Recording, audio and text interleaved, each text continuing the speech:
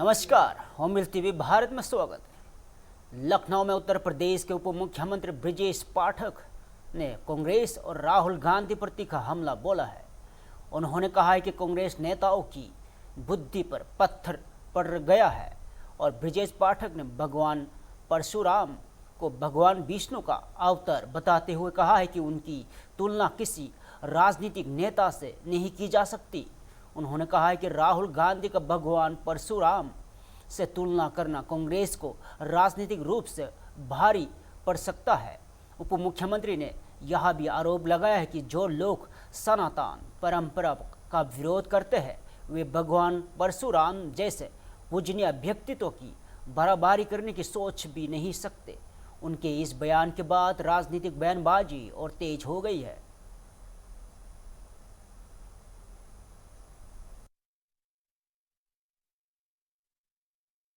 दिखाया और उनका दूध से अभिषेक भी किया। कैसे देखते हैं कि कांग्रेस पार्टी के नेता लोगों के बुद्धि पर पत्थर पड़ गया है। भगवान परशुराम भगवान विष्णु के अवतार हैं। भगवान परशुराम की बराबरी करना राहुल गांधी जी को काफी महंगा पड़ेगा। ये हो ही नहीं सकता। जो सनातन विरोधी है जो वो कैसे भगवान परशुराम की बराबरी के बारे में सोच भी सकता है। राहुल गांधी जी अच्छी तरह जानते हैं उनके वंशजों ने ही गोपाष्टमी के दिन गौ रक्षकों पर, संतों पर लाठियां और गोलियां चलवा करके नई दिल्ली को, संसद भवन के आसपास को खून से रंगने का काम किया था। और इन्हीं के वंशजों ने, इन्हीं के सरकार ने भगवान राम को काल्पनिक माना था और इन्हीं के लोगों ने सनातन संस्कृत को कभी स्वीकार नहीं किया। और राहुल गांधी जी के बारे में आप क्या कहेंगे? जब ये बिहार गए तो उस दिन देवोत्थान एकादशी थी। उस दिन जाकर के तालाब में कूद गए, मछलियां मारने लगे। राहुल गांधी जी कृपया अपने बारे में आत्ममंथन करिए कि आप हमेशा सनातन संस्कृत को चोट पहुंचाते रहे हैं और कैसे भगवान परशुराम की बराबरी कर सकते हैं। भगवान परशुराम इस दुनिया को, सनातन संस्कृत को स्थापित ही नहीं किया है, उन्होंने न्याय दिलाने का काम किया है। और आपके पास इस प्रकार का कहीं कोई उदाहरण या वाकया नहीं है कि सनातन धर्म के साथ आप कभी खड़े हो। आपने तुष्टीकरण की पॉलिटिक्स की है। आपको देश के लोगों से क्षमा मांगना चाहिए और मैं ईश्वर से प्रार्थना करता हूं कि इन्हें भगवान सद्बुद्धि दे। भगवान परशुराम की बराबरी कभी भी कांग्रेसी या राहुल गांधी जी नहीं कर सकते। समाजवादी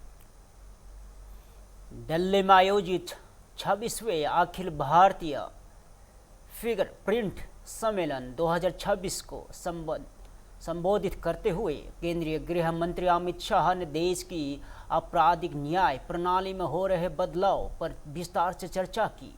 अमित शाह ने कहा है कि भारत वर्तमान में आपराधिक न्याय व्यवस्था के परिवर्तन के दौर से गुजर रहा है। उन्होंने बताया कि एक समय था जब थाने को केवल कानून व्यवस्था बनाए रखने का माध्यम माना जाता था, लेकिन समय के साथ इसकी भूमिका अपराध नियंत्रण, जांच पड़ताल और अपराधियों को न्यायिक प्रक्रिया तक पहुंचाने में अधिक महत्वपूर्ण होती गई। और गृह मंत्री ने कहा है कि अब आवश्यकता है कि आपराधिक न्याय प्रणाली इस प्रकार विकसित किया जाए कि वहां देश के प्रत्येक नागरिकों को संविधान द्वारा प्रदत्त अधिकारों की प्रभावी और समयबद्ध प्राप्ति का माध्यम बन सके। उन्होंने आधुनिक तकनीक, वैज्ञानिक जांच और न्यायिक प्रक्रियाओं को अधिक सशक्त बनाने की भी जोर दिया। तो आज जहां तक आपराधिक न्याय प्रणाली का सवाल है, हमारा देश ट्रांसफॉर्मेशन से, कालखंड से गुजर रहा है। एक जमाने में थाना कानून और व्यवस्था इसको संभाल रखने का एक मुख्य उपकरण माना जाता था। कहीं पर भी झगड़ा होता था, कोई डिस्प्यूट होता था, तो थानेदार साहब आकर इसका फौरी तौर पर समाधान करते थे। नहीं होता था तो केस होता था और सालों सालों तक केस लंबित रहता था। थोड़ा आजादी की यात्रा में हम आगे बढ़े, थाने का स्वरूप क्राइम कंट्रोल के रूप में भी परिचय में आने लगा। इन्वेस्टिगेशन शुरू हुए, अपराधी पकड़े गए और उनको कोर्ट के सामने पेश करना, जेल में ले जाना, यहां तक की प्रक्रिया पर थाने का एक कंट्रोल भी था और अच्छा खासा रसूख भी था। मगर अब समय आ गया है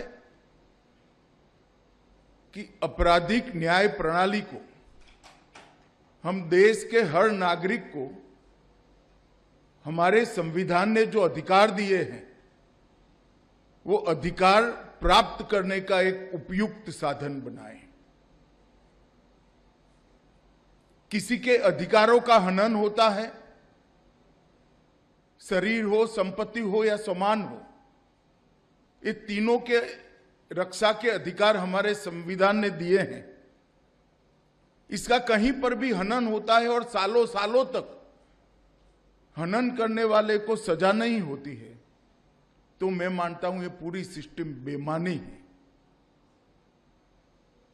अगस्त 2019 से हमने एक अभियान शुरू किया था, आपराधिक न्याय प्रणाली के कानूनों में आमूलचूल परिवर्तन। लखनऊ में बालिका सुधार गृह के निरीक्षण के बाद बसपा नेता अपर्णा यादव ने वहां की व्यवस्थाओं और बच्चों के पुनर्वास कार्यों की सराहना की। और अपर्णा यादव ने कहा है कि काफ़ी समय बाद उनका यहां पहला निरीक्षण था और हर बार की तरह इस बार भी बच्चों से कई रोचक बातें सुनने को मिली।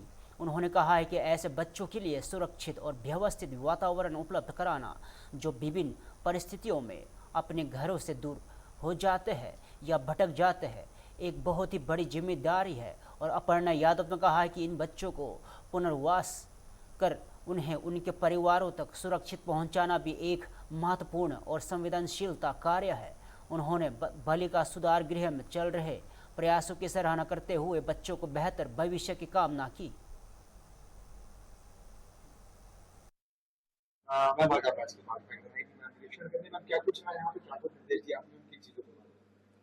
आज मेरा ये काफ़ी समय बाद पहला निरीक्षण रहा और मैं यहाँ पर जब भी आती हूँ तो मुझे बच्चों से रोचक बातें ही जानकारी मिलती है, उनके जीवन में जो चीज़ें चल रही हैं, परिस्थितियाँ हैं। और मुझे लगता है साइकोलॉजिकली ये जो बच्चे कहीं से अगर भाग करके आते हैं और उसमें प्रदेश सरकार की इतनी सुगम और सुंदर व्यवस्था है कि ऐसे बच्चे जो निराश्रित होते हैं या कहीं से भाग करके आ जाते हैं, उनके लिए ऐसी व्यवस्था रखनी भी अपने आप में एक बहुत बड़ा कार्य है।